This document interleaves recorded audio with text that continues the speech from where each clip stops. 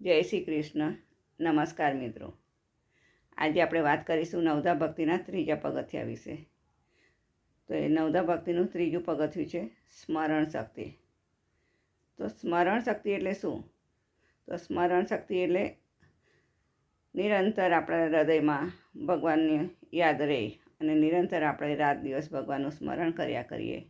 ભગવાનની વાર્તાઓ સાંભળી હોય, ભગવાનનું કીર્તન આપણે ગાયું હોય તો સતત રાત દિવસ આપણા હૃદયમાં એનું ગુંજન ચાલ્યા કરતું હોય. સ્મરણ અવિરત, જેવી રીતે કે આપણે નામ જપ કરતા હોય છે ને અવિરતથી ચાલ્યા કરે એ સ્મરણ શક્તિ. એમ તો કે આ સ્મરણ શક્તિથી ભગવાનને કોને પામ્યા હતા? એમ તો કે પ્રહલાદે.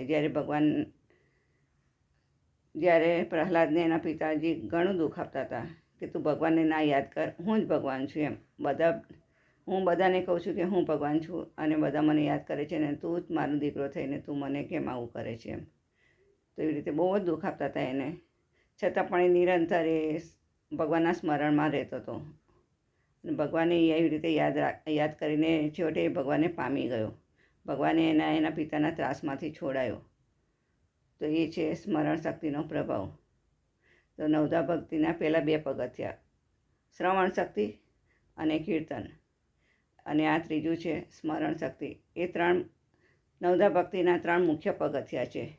એ 3 હશે તો પછી જ તમે આગળ, કે તમે શ્રવણ કર્યું હશે તો કે ભગવાનની વાર્તાઓ છે, આ છે ભગવાનની લીલાઓનું વર્ણન, એમના ગુણગાનનું વર્ણન, એમના ચરિત્રનું વર્ણન, એ બધું તમે એટલે શ્રવણ કર્યું હશે તો તમે ચિંતન કરી શકશો, તો તમે એના કીર્તન રૂપે એને ગાઈ શકશો, બીજાને કહી શકશો.